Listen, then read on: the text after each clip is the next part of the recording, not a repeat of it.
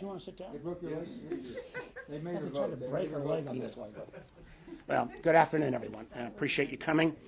And I know we're going to be joined by a couple of our additional colleagues as well. I think we all know that over the past several years, foreign technology products from adversarial nations, and when I say adversarial nations, I'm specifically citing China, Russia, North Korea, Iran, Cuba, and Venezuela, have really tried to establish a foothold in American markets. The PRC, for example, has not tried to hide its intent to surpass and win in many technology domains. Today, everybody's talking about TikTok and the ability of that platform to be used by the Communist Party both to take on data, but also potentially as a malign influence and propaganda tool. But before there was TikTok, there was Huawei and ZTE, and before that, there was Russia's Kaspersky Labs. So what we are trying to deal with here is the risks of insecure information and communication technologies, ICT.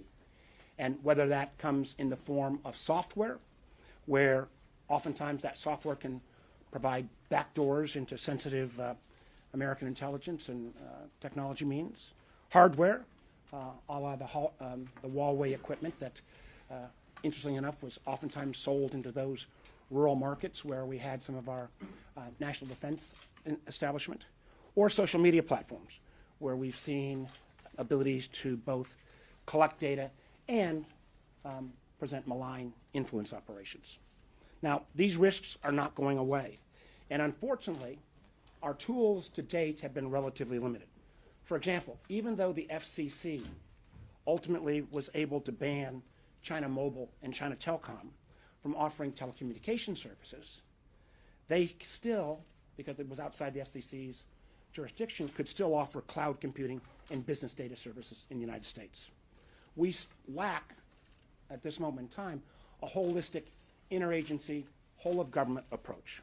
So instead of playing whack-a-mole on Huawei one day, ZTE the next, Kaspersky, TikTok, we need a more comprehensive approach to evaluating and mitigating these threats posed by these foreign technologies from these adversarial nations. With that in mind, I'm proud to stand here with some of our co-sponsors on the Restrict Act, which will give the President, and more specifically the Secretary of Commerce, new authorities to mitigate the threats posed by technology products from adversarial nations. In a moment, I'm going to turn the podium over to John Thune, who's my lead co-sponsor on this, the Republican whip, former chairman of the Senate Commerce Committee, and a real leader on issues of technology and national security.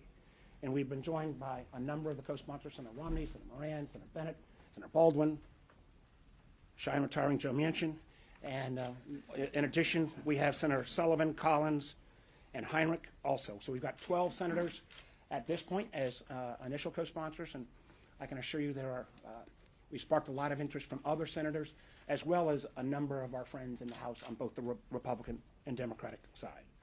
We've been working the last few months to try to create that overarching framework to evaluate foreign technology threats on that more comprehensive basis. Now, in going and doing our due diligence and talking to outside experts and legal scholars, what we heard was that the Trump administration actually established a process that got a lot of this right. And the Biden administration has supported that same EO that he put forward a number of years back.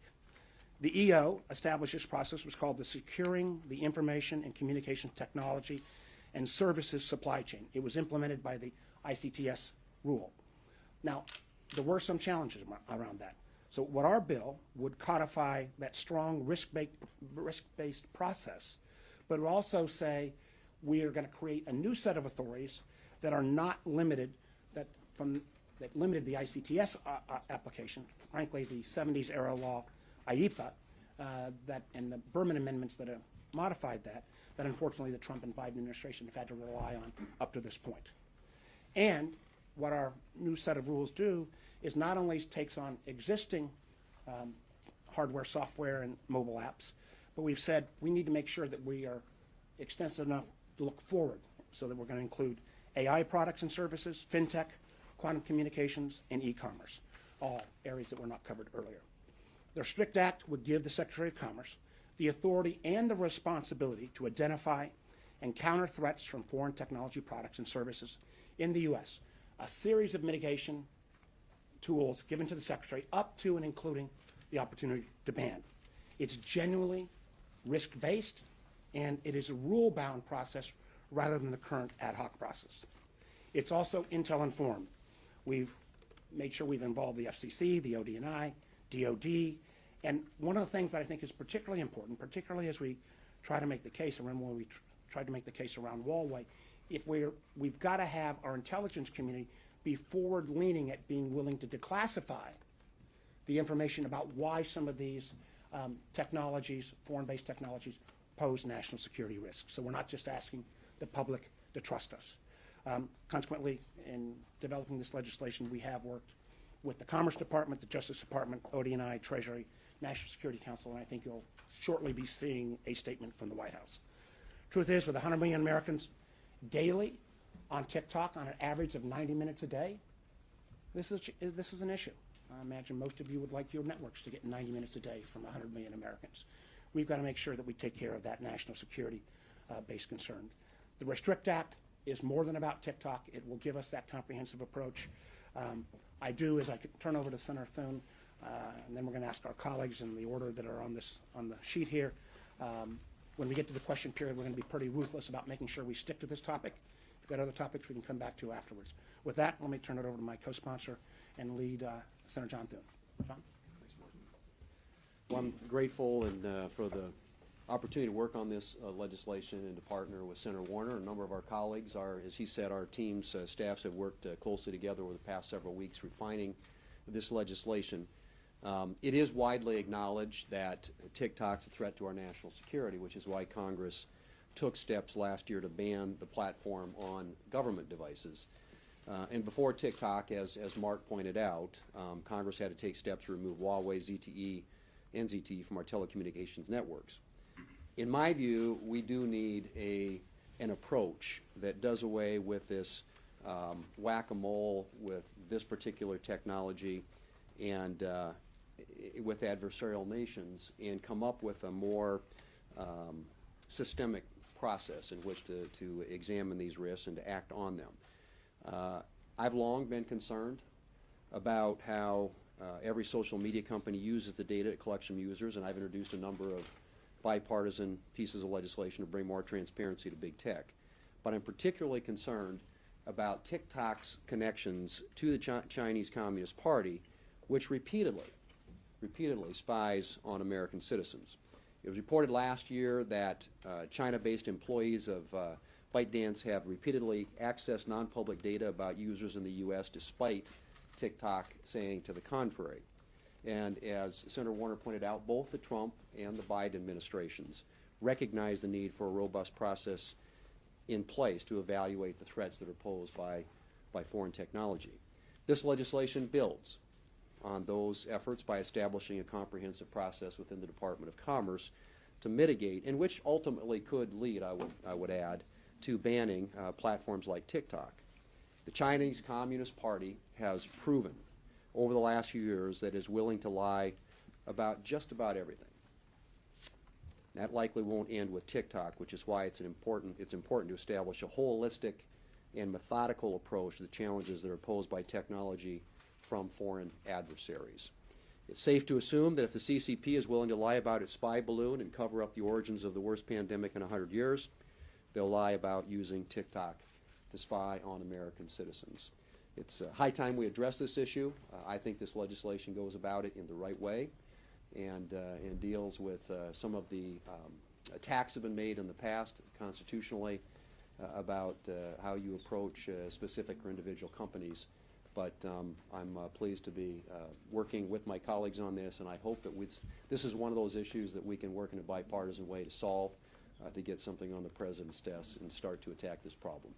Thank you. Next up is the Senator from West Virginia, Senator Manchin. Thanks, Senator Thune. First of all, thank you to my dear friend Mark Warner, working so hard and diligently, and John Thune for putting this together, because it's a piece of legislation that's needed. You know, I remember Huawei was our most recent. We had ZTE and Gaspart and all them. I remember all those because we were basically threatened directly with our government and what we thought was going to be pertinent information. I can't say that I know a whole lot about Tik Tok. Can I ask a question here? Because I called my granddaughters, who are recent graduates, college graduates. But if I could ask, just show of hands maybe, how many of y'all use TikTok? Come on. Come on. Okay, let's just say this. We asked for your advice. So I called my granddaughters and I said, tell me about this TikTok. Oh, they said, we use it all the time. They said, oh yeah, all of our friends, all of our young friends. Now these are 22 to 25-year-olds. And they said, oh yeah, that's what I said. I said, well, we have a concern. They said, oh, please, you know, be careful what you do here, because it's something how we communicate and we all enjoy it. So it's something very, very popular, as Senator Warner said, 100 million people, okay? And mostly a younger generation, I would assume. So I said, let me ask you this. The information that you're basically putting on there, which the younger age groups, you all want to seem to tell everything, so everybody in the world knows what you're doing, when you're doing it, and how you're doing it. And I said, with that, that's fine. That's the way you communicate. I said, but how about if people use that and later on it comes back to bite you pretty bad? Through artificial intelligence. They know exactly. They're basically saying that have your picture with my granddaughters and have your picture and your name associated with it, and have you saying things you never said, because they know who you are and they know what you basically attain to and what's your favorite for you and what your normalities may be. I said, would you be concerned then? They said, oh yeah. They said, well, can't you find an American platform? And I said, well, that's what we're looking for. We've got countries, and the 4 countries I'll identify that we know don't have our values. China, most importantly, Russia, Iran, North Korea. They're not going to have our best interest at heart, and they're going to use basically any information they receive in the most detrimental way possible. And it'll come back sooner or later to bite us. That's what we were concerned about. So the 3 that we basically have gone over and gone after and banned, this is one that's probably as serious, if not more serious, than the 3, because of the amount of people that are using it. So I applaud again my colleagues and Senator Warner and Senator Thune for leading this, to bring this to a head so we know. But also we have to realize there's an awful lot of people that are using it, enjoy it, and would be looking for something that will replace it in a much safer manner. So with all that, I applaud. I look forward to the next chapter of whatever we work on, but it'll be something that we can make much safer than what this is. Thank you. And now I would turn it over to Senator Romney. Thank you, Joe.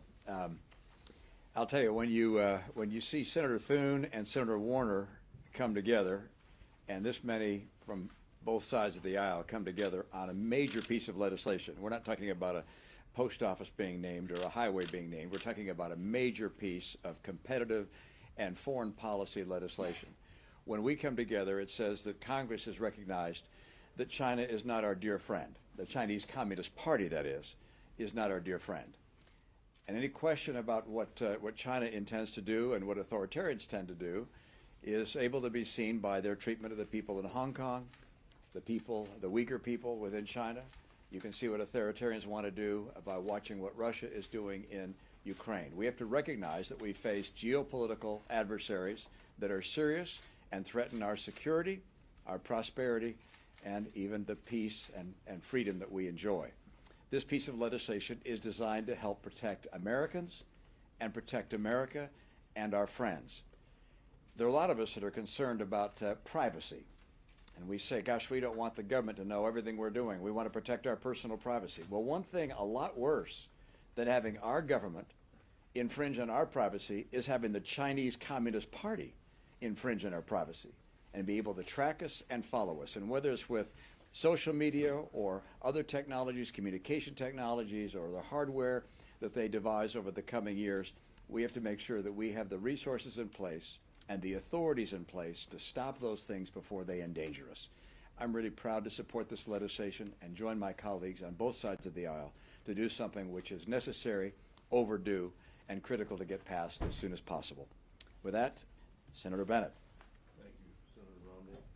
Thank you, everybody. It's good to be here with you. I think the bipartisan leadership that's up here today demonstrates that a Washington consensus that's been here for about 50 years has now come to an end. And the idea that we're in the face of China pursuing a China-first strategy at the detriment of everything else that we might hold dear is over, and that we're not going to allow them simply to pursue their strategy and allow us to be collateral damage. We've watched too long as they've stolen our IP, as they've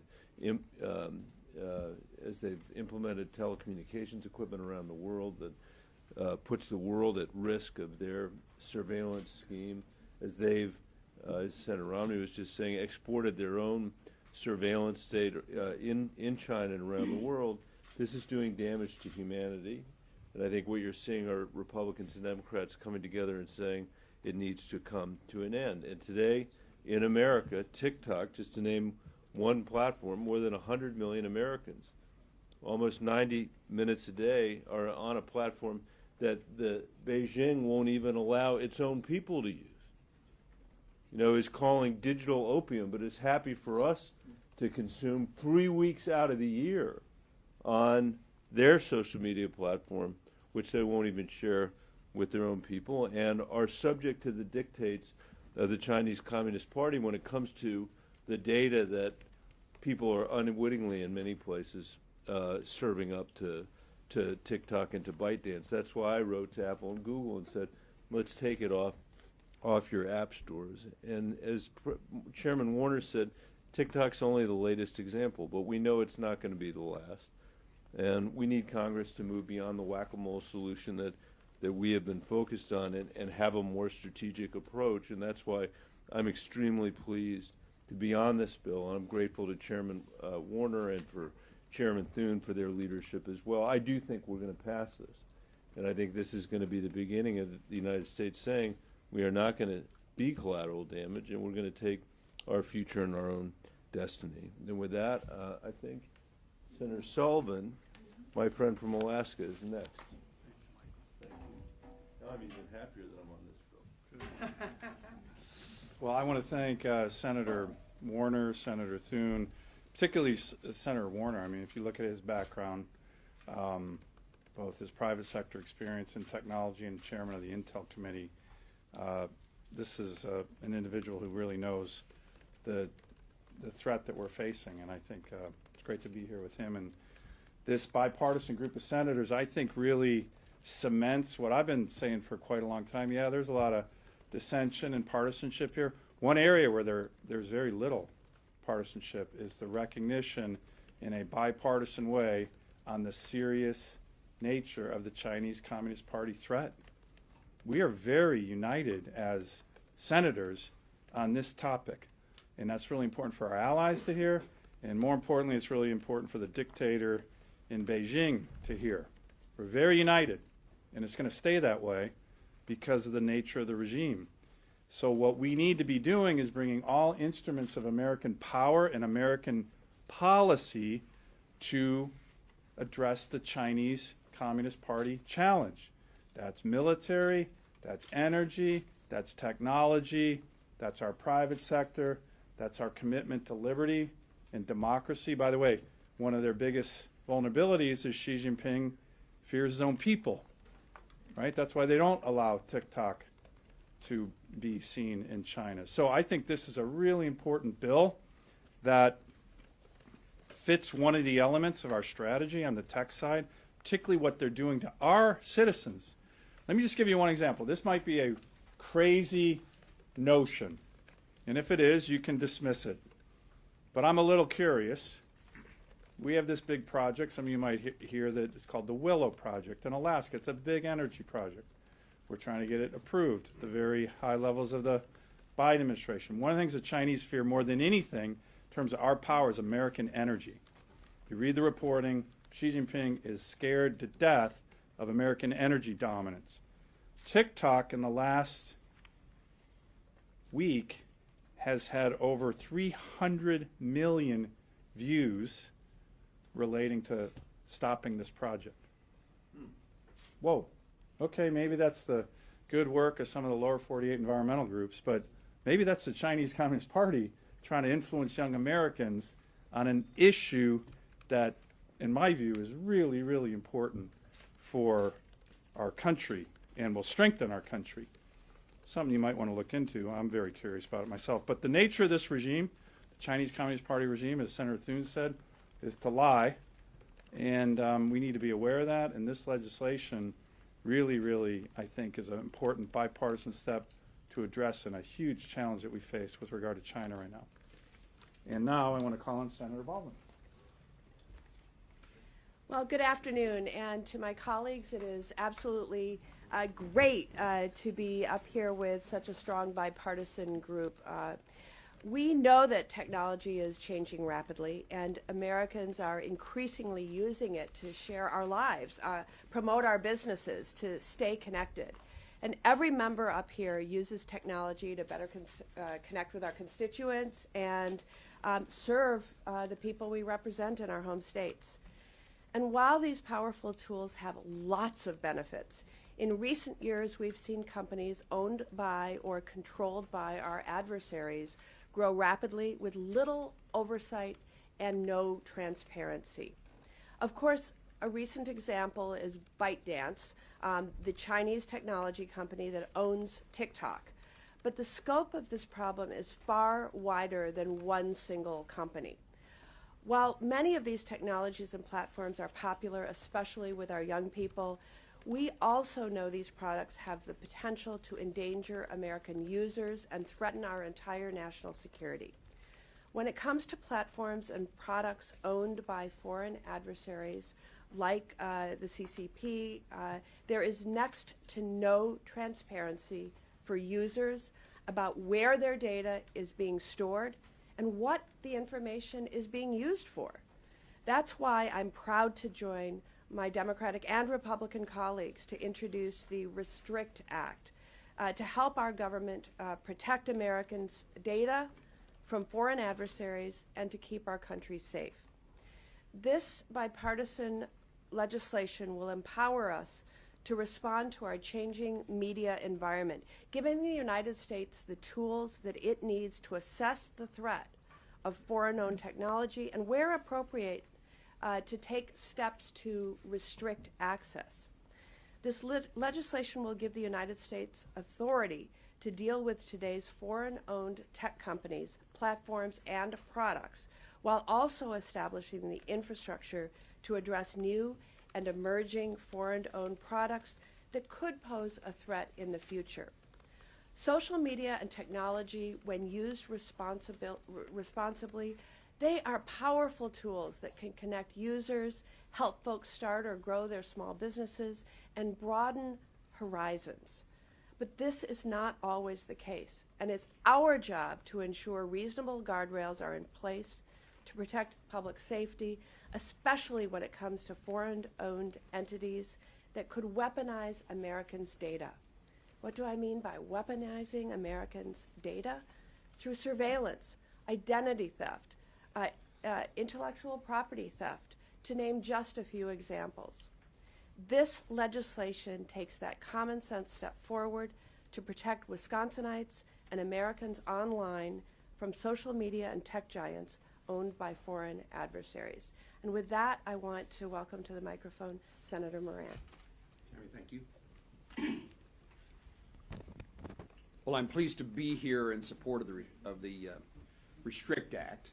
I thank my current chairman, Senator Warner, on the Intelligence Committee, and my former chairman on the Commerce Committee for their leadership in putting this legislation together and to bringing a group of serious senators to the table to see that we accomplish something. I'm hoping that this is the moment in which we do something in the United States Senate besides spending days, months, almost years doing confirmations.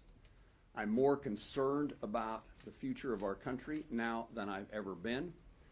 That in part is because we need to pull together as a nation to defeat the adversarial forces that are about to create difficulties, challenges, and in fact the existential future of our country.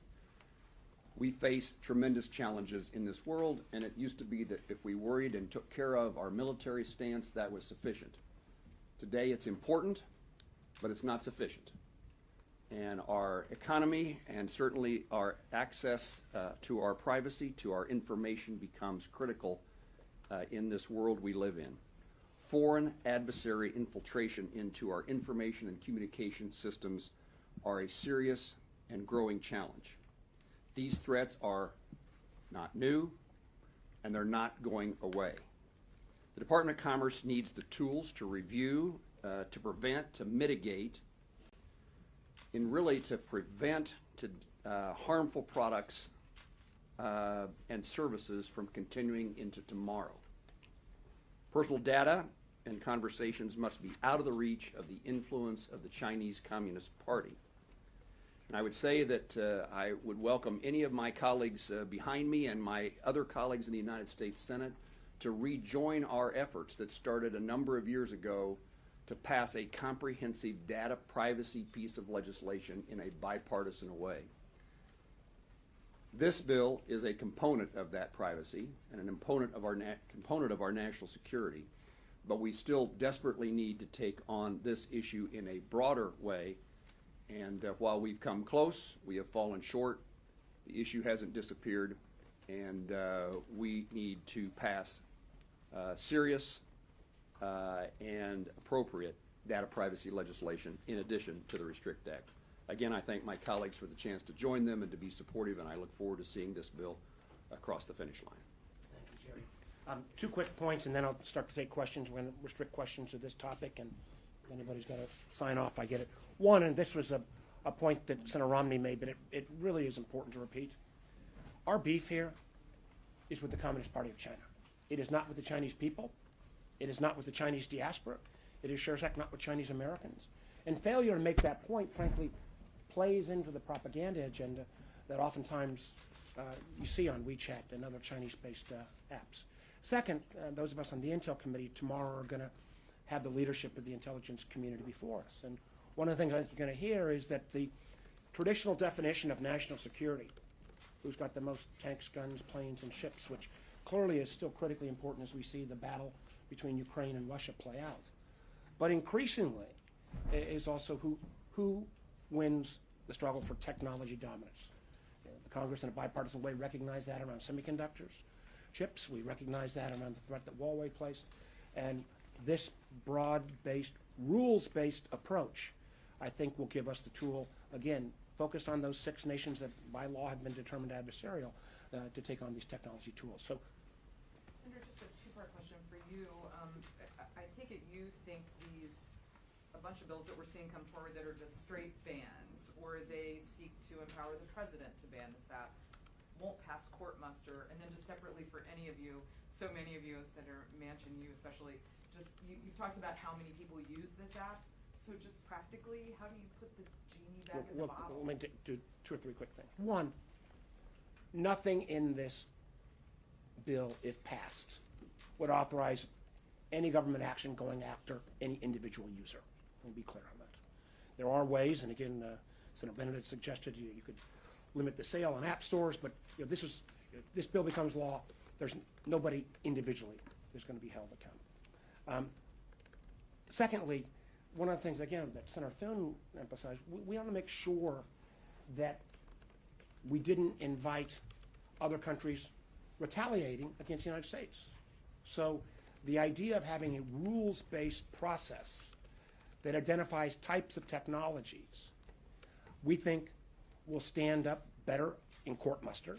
And let me acknowledge as well that when we're talking about social media-based apps, whether they are foreign or domestic, there's a higher level of scrutiny. So we've listened to the outside legal experts on that issue. And I do think there are, Senator Thune and I, for example, have got legislation along with Senator Fisher on dark patterns. Some of these practices that frankly are used by American companies. We're focused today on foreign-based, but I'll let Joe answer if he wants, or John answer if he wants, but I think there will be plenty of video-based, American-based applications that this bill would not affect at all. Do you want to add to that? Senator Warner, so it seems like China, it's very obvious that China feels like they're taking a lot of heat from Congress. What you guys are doing, as well as what's happening on the House side with regards to the COVID origins, you'll just pass the bill to release that intel. So China's foreign minister just said that if the U.S. doesn't hit the brake and continues to speed down the wrong path, no amount of guardrails will prevent derailing and will surely be conflicts and confrontations. Do any of you have a reaction to this? I'll let again my colleagues talk about that. I'll just point out this. $500 billion a year of intellectual property theft. For years, use of entities called the Confucius Institutes at many universities that were used to prey upon Chinese exchange students. In the case of TikTok, constant examples, even with the statements of TikTok that somehow Chinese engineers are not getting access to that American data, they are. And we have seen an authoritarian regime that literally changed Chinese law in 2016 that requires that any company based in China, their number one responsibility is not to their customers, not to their shareholders, it is to the Communist Party of China. That is a very different system than what we have in this country, for all the flaws of our system. I would just say one thing on this. The foreign minister, he was just basically evaluate what he's allowing American companies to do in his country and see if it makes common sense that we should do the same and why he should be upset about us taking the actions we're taking. That's all. And again, many of the American platform companies have already been banned in China.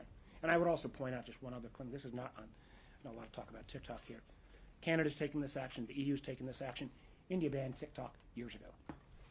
Yes, Senator. On TikTok specifically, there is an ongoing security review that the White House and the agencies are doing under CFIUS.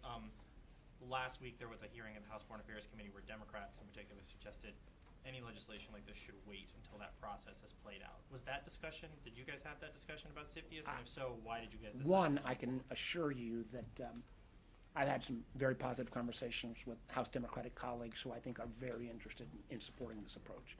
Two, I think you'll see shortly a statement from the administration embracing this approach. Three, okay, well, that's good timing then.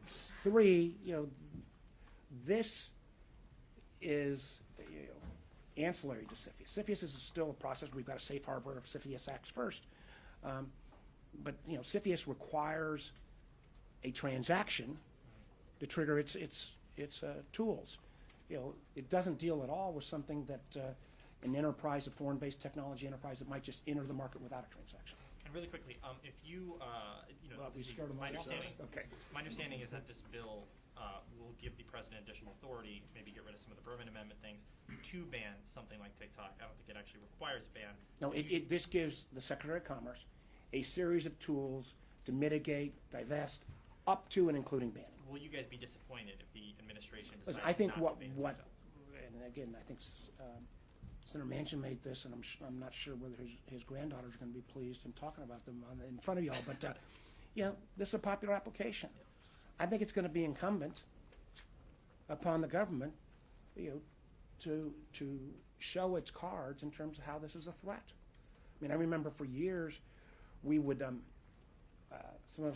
my old friend Richard Burr and I would go around and try to talk to our allies and frankly American telecom companies about the challenges Huawei presented. We didn't disclose and declassify enough of the intel, and consequently we've had leadership of people like Senator Wicker to go out and have to spend taxpayer dollars to rip and replace that equipment because it was a national security threat, but we weren't forthcoming enough early on. You wanna add anything? Chairman Warner, it wasn't just the Chinese foreign minister, it was also China's President Xi Jinping today who said that the U.S. was trying to suppress China. I mean, in the wake of this, the Chinese spy balloon, what you all have learned about TikTok, what's your message to the Chinese president? Well, my message is our economies are inexorably tied, and there are certain areas we're going to have to collaborate. But the idea of China having a win at all costs in terms of technology domination, China's actions in the South China Seas. I just came back from a trip to India where there are Chinese troops massed on the Indian border at a level that's extraordinarily aggressive. Chinese investment in technology domain after technology domain. This is the competition of this century. And again, I think Senator Manchin probably said it, and again, I'll ask Jerry or John if they want to add on to this. Look at how Chinese enterprises have treated joint ventures with not just American, but other European. The requirement of moving the intellectual property over. This theft of intellectual property doesn't just go against America, it goes against a number of nations. The whole notion that many of us operated, and I was part of this, in the beginning of the 20th century, is the more you bring China into the WTO and the international order, the more it will adhere to international rules and norms. Just hasn't proven to be the case. Guys, do you want to? Said it well. Yeah. No, I just think Mark's point is the right one, and that is that, you know, if you're doing business in China, your number one allegiance has to be to the CCP. We have a free market economy. We have a constitution, a bill of rights, and the rule of law. And so when we go about a process like this, it has to be orderly. It has to be a way that can withstand legal challenge, and we think that this does that. Rather than, you know, picking out, kind of hand-picking, we talked about this earlier, the whack-a-mole strategy of this particular technology or this particular company. This creates something that I think complements what CFIUS does and gets at the heart of the matter, and that is the fact that China, through their technology, is stealing Americans' data and their information. And of course, as we know, their administration lies on a daily basis. So I think the message is, yes, we have a symbiotic relationship with China when it comes to our two economies, but that has to be conducted in an open, transparent way in which you know, we have an opportunity to determine whether or not they are not playing by the rules. And I think this process enables that to happen. And again, we just point out as well, remember that one of the first examples of this wasn't even a Chinese entity, it was Kaspersky Software, which was Russian-based, and literally took us years to get it off the GSA acquisition list. Mr. Chairman, is there any provision in your legislation that would prevent predatory data brokers from collecting information here in the U.S. and then sending it to a foreign entity? Great question. By expanding the definition of ICTS, or in terms of telecom and communications related entities, you know, I think a number of us are concerned about that predatory activity, but there would have to be that rules-based process that Commerce Department would have to show how usage of that data and potentially turning it over to an adversarial nation, China or otherwise, would be a national security risk. I think the case could be made, but that would be part of the process. Senator Warren, the Commerce Secretary indicated in an interview, I think it was about a month ago or so, about TikTok specifically, that banning it would be a politically unpopular thing to do with young people. I wonder if you worry at all about any of your colleagues in the Senate or in the House making a political calculation and voting against this type of legislation because young people won't. Politics in the Congress? They won't be happy with it. Well, Is that a legitimate concern? Yeah, people will have to make their own decision.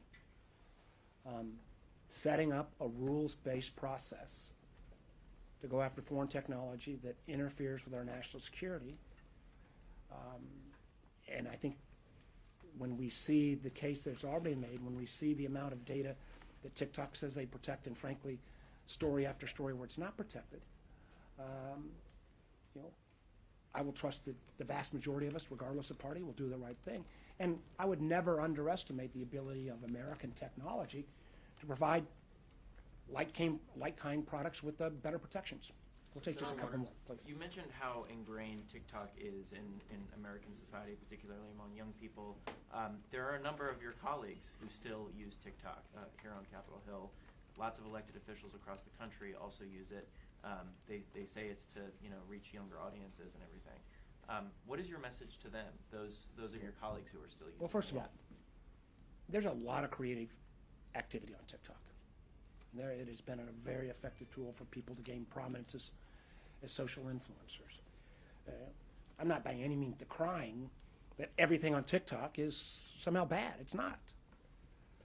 But we've got two challenges that I think is one of the reasons why the CFIUS process has taken so long and why these tools could be useful is you got 100 million Americans, 90 minutes a day, the potential for that American data combined with things like data brokers, to end up being residing someplace in Beijing, and the ability of the CCP to manipulate the kind of videos. I don't know what Senator Sullivan talked about. But if that proves to be the case, you know, I do know that there is a, not by the name of TikTok, but there is a variation on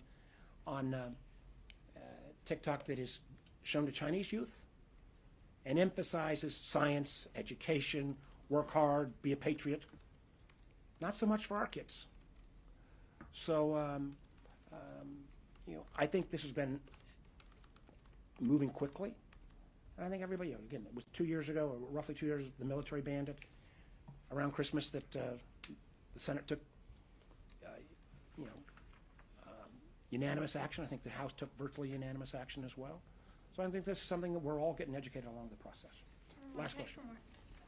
What would you say to the millions of Americans who use this app every day and say they have a right to use it and that this would ban or violate their First Amendment rights? What I'd say is there is a higher level standard on social media apps. So we have to demonstrate, or the administration would have to demonstrate, that data is being stored and potentially utilized by the CCP. And there have been plenty of press reports where TikTok engineers have actually targeted individual journalists or data has been found, or the potential in terms of the manipulation of the videos that could end up being an agent of propaganda or malign influence. You know, we made similar type judgments in terms of Russian interference in 2016. I think the vast majority of Americans, when they fully understand the potential threat, will do the right thing. What's the limit here? How to using national security to shut down any app the government wants? Well, again, we have a limit that is coming, communication technologies coming from 6 designated countries, a rules-based process, a requirement that the IC, as much as possible, without giving up sources and methods, would disclose the reasons why the government would reach a conclusion. So it's not just trust us, it's look at the data. And yeah, again, I'll end where I started, which is we've seen this play out with Huawei, with ZTE. We've seen it as we now go into the competition around artificial intelligence and quantum computing, synthetic biology, advanced energy. I absolutely believe that China, with its authoritarian values dominating those technologies, is not in the national security interest of our country, or for that matter, people across the world who don't live in authoritarian regimes. Thank you all very much. I'm sure we'll have more to say later. Time for one more, sir, about the White House?